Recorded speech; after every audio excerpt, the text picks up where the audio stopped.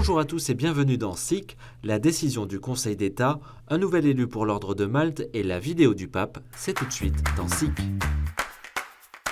Le Conseil d'État a décidé samedi de maintenir l'interdiction des messes publiques. Une décision qui a déçu les évêques et les fidèles. Dans son discours de clôture de l'Assemblée plénière des évêques de France, Monseigneur Éric de Moulin-Beaufort a dit partager la tristesse des fidèles. Il a aussi appelé les catholiques à un nouvel effort et rappelle que la concertation avec les représentants de l'État continue.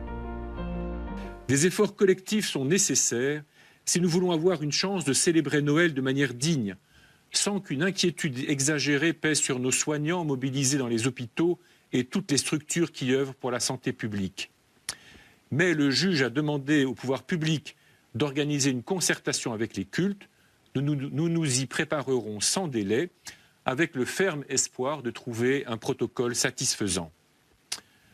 Je me dois de vous le dire, au-delà de la douleur de la privation de la messe, pour moi, il est important qu'en cette affaire, le droit soit dit avec précision. Ce dimanche, des rassemblements déclarés à la préfecture ont été organisés dans plusieurs villes pour soutenir les évêques. À Nantes, Versailles et Lyon, ils ont été nombreux à se retrouver devant une église pour prier et chanter dans le respect des règles sanitaires. Un nouvel élu à la tête de l'Ordre de Malte. Les 7 et 8 novembre à Rome, Fra Marco Luzzago a été choisi par la majorité du corps électoral de l'Ordre pour un mandat d'1 an. Après avoir rejoint l'Ordre de Malte à 25 ans, celui-ci y a entièrement consacré sa vie. Fra Marco Luzzago a prêté serment dimanche après-midi devant le corps électoral et Monseigneur Silvano Maria Tomasi, délégué spécial du pape. L'occasion pour lui d'affirmer son engagement maximal pour faire face aux défis qui nous attendent les prochains mois. Ces défis sont nombreux pour réformer l'ordre, compte tenu du rôle important joué par l'organisme dans le monde en cette période de crise sanitaire. La technologie au service de l'humain. En ce mois de novembre, le pape invite les chrétiens à prier pour la bonne utilisation des nouvelles technologies, en particulier l'intelligence artificielle, cœur du changement d'époque que nous traversons. Le Vatican promeut l'algor éthique, c'est-à-dire une utilisation éthique de l'intelligence artificielle. Los futuros avances deben estar orientados al respeto de la dignidad de la persona y de la creación. Recemos para que el progreso de la robótica y de la inteligencia artificial esté siempre al servicio del ser humano. Podemos decir, sea humano.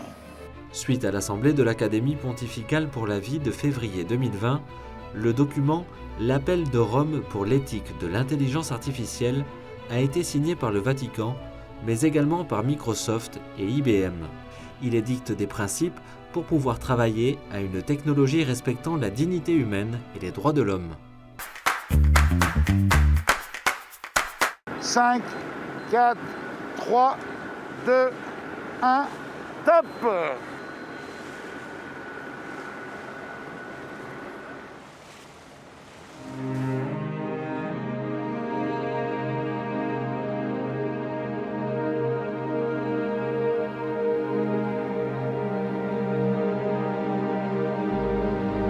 La Vierge Noire de Rocamadour s'élance sur le Vendée Globe. Ce dimanche, 33 marins ont pris le départ pour la célèbre course de voile en solitaire, sans escale et sans assistance.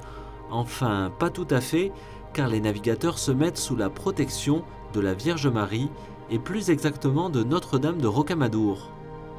Ce sanctuaire du Lot, bien éloigné du littoral, abrite pourtant la statue de la Vierge Noire de Rocamadour, patronne des marins et du Vendée Globe. On lui attribue beaucoup de miracles de sauvetage en mer.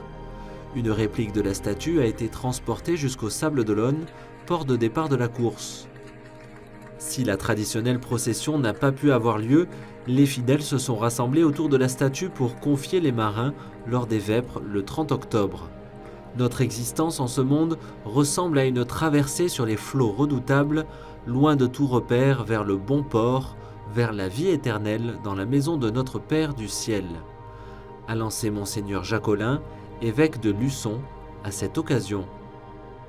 Chaque skipper a reçu une sportelle, cette petite plaque qui représente la Vierge Noire portée par les pèlerins de Rocamadour.